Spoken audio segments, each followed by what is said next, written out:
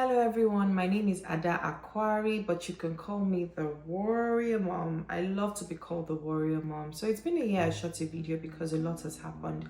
My son had surgery, I had surgery, and he has had other procedures in between, and it's been overwhelming. But I'm hoping that now that I'm back, I don't have to take any break anymore. So I got a lot of emails asking me some questions about relocating to Canada, my expectations, if I got everything I hoped for. So I'm going to be answering some of those questions just so that I can, answer whatever concerns you have, whether you're still in Nigeria thinking about it or you're already in Canada. So one of the questions was why I left Nigeria with my special needs child. So I left Nigeria with my special needs child for a lot of reasons. First of all, my son wasn't born the way he wasn't born that way. At least I wasn't told. He was born in the US and he was discharged a healthy boy. So yes, he had hydrocephalus, which was discovered at 7 months old. Yes, he needed a surgery, but was the surgery done appropriately? No, it wasn't done properly. The surgery caused a lot of complications. I had to take him to the US and he had 5 more surgeries, and he had 5 more surgeries to correct the one that was done in Nigeria. Now you would say, oh, why didn't you take him back at the time? Well, I was told it was a life and death situation, and that the hydrocephalus and the pressure in his brain would not be able to take the pressure on a plane. So, well, that's a story for another day. We had the surgery done and it was complicated. Where was the doctor? Nowhere to be found, just kept on managing me. That was one medical issue that I don't even want to get into. The second reason why I thought about leaving Nigeria was because I was paying heavily for therapy. 35,000 naira a day is no joke, and I did it for 3 years. Like, I paid it for 3 years and it was not a joke. Was I seeing any difference? Yes, I was, but that cost was just too much to bear. Now, education, schools. I didn't find a school that was willing to take my son, just one, and it was 3 hours, and I think 3 or 2 times a week, and all of that, and it was quite expensive, and I was paying monthly. So there was no other school that was willing to take him because they just kept on saying, oh, he can't do this, he can't do that, we don't have this, we don't have that. And mind you, he was just barely 3 years old at the time. So I didn't understand why, they weren't willing to accommodate him in school.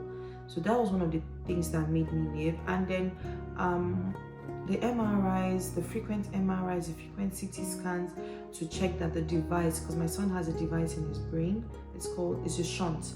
It helps him to drain his CSF. Whenever he does an MRI, I'm always told that, oh, the son needs to be operated on, and I'm like, again? I'm not doing this. We've had 5 already. I'm not going to add another one to his pain. And so that was another thing I was considering.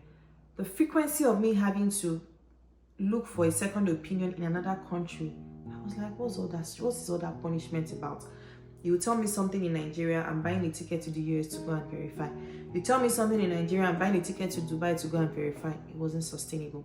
Then for me, for my husband and my other kids, I don't think there was the quality of life, because when we want to go out, I kid you not, when I want to go out and maybe have fun or eat or do something, I'll just be like, it's 2 sessions of therapy that I want to go and eat, or we're like, oh, it's too it's the diaper, because my son is on diaper and he's 7.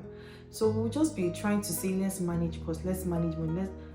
It wasn't the best for a young family. And so I was like, okay, how can we manage my son's medical condition and still have good family life, quality life? And then I was hearing about the Canada immigration, and I decided to try, and it worked. I'm so grateful to God it worked, and I can see that a lot of things have changed. So the second question is my personal reason in terms of health, education, and quality of life. So I already explained that before. So when I got here now, of course, health was taken care of. My son, I took him to the ER, and the rest, they say, is history. He got connected to every team that he needed to see, from occupational therapy to physiotherapy to speech therapy to a neurologist to a neurosurgeon to a pediatrician. There's even a department called quality care, like quality care. They just want to be sure that the child has quality care. He got connected to that as well. He got connected to the doctor for ophthalmologist for his eyes. So he just connected to a lot of specialist care, and it was just heartwarming to see that he had all of that, in place. Now, quality of life. You go to restaurants, there's a place for your wheelchair to go through. There's even a button, you press the door and the door opens. Then they factor in adults and children with disability. You go to the park and you see like there are regular swings and there are swings for children with disability to strap them up, and then you can have like a good time on the swing. You also have a lot of locations, recreational centers here where the children with special needs don't pay a dime, and their caregivers get to pay, I think 50% get 50% discount. Now that's quality of life. For schools, my son is in a school. He has the best teachers, he has the best EA, he's on a school bus. Like there's a school bus that takes him with his wheelchair up and brings him down, and he takes it to school and he takes the bus back home. So these are all the things that I've experienced in the past year that I have been here. So was it worth it? It was. Now, was there any struggle? Yes. Family, friends. It was difficult that I didn't have my family support, I didn't have friends. There was no physical touch to hug your friends, to hug your parents, to hug your siblings. It was just mostly video call. And when I say support, there are times where I can just take my kids to my sister's house or my parents or or my husband's parents, and I just get to go home and just have some peace and quiet. But I don't have it here.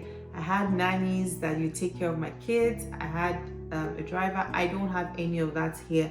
So yes, it was an emotional struggle having to do all of that by myself. I got in touch with reality quite quickly. When I felt like, oh, help is coming, help was not coming. Help is me. I am help. And so I had to, try to organize myself, organize my life, organize things around me in order to manage the emotional struggle that came with leaving family and leaving what I was familiar with. Another question I was asked was what I hoped for Canada would offer to be, my challenges and what I got.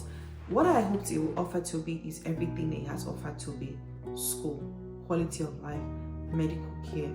The challenges I thought I was going to get, when you read on the internet or when you hear people say that the wait list in Canada is very long. I think yes, I know that it is for some people, but where I am, I don't get to experience that.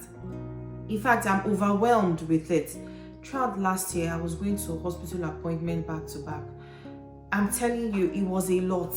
In a week, I can be in the hospital 3 times, 4 times. In a day, I can even have 3 appointments back to back to back. Now, in my mind, I was like, maybe it's because it's the first year. They're trying to get him connected and know everything. I get to the bottom of it and start his care. But it was a lot of appointments.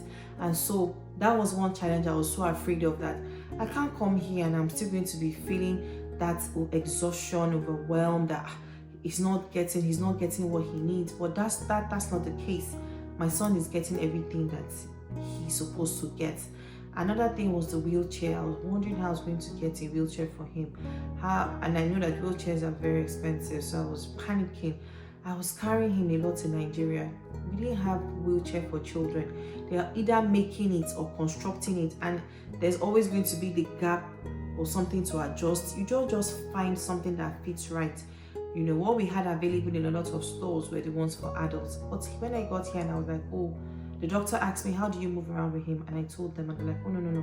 We have to send you off to they call it a sitting clinic. Like there's a sitting clinic for wheelchair. And we got there, they did a lot of measurements, asked questions, and they were like, well, you know what, we're going to apply for funding, for you to be able to buy a wheelchair for your son, and you won't have to pay so much. But for now, we're going to let you go with a wheelchair. We'll loan you a wheelchair so that you can protect your back. So the concern, the care, the thoughts of every care provider, wanting something or wanting, caring for Tobina as comfortable as possible. It was so heartwarming to see. It was so joyful for me to experience. So these are the reasons I left Nigeria to Canada. These were the experiences I had, my hopes, my expectations. Where they met, yes, to a large extent they were met. And so I'm glad to be here, and I'm also glad to be sharing. I'm going to be sharing a lot of things that I have learned along the way, a lot of things that I hoped for that I did not also get. Yeah, I'm going to be sharing all of that in the coming videos. I hope I don't have to take a break anymore. So please hit the like button, subscribe, and share my videos. If you have anyone who is already here and needs support, or who is back home and is thinking of how am I going to do this, I'm the girl for you. So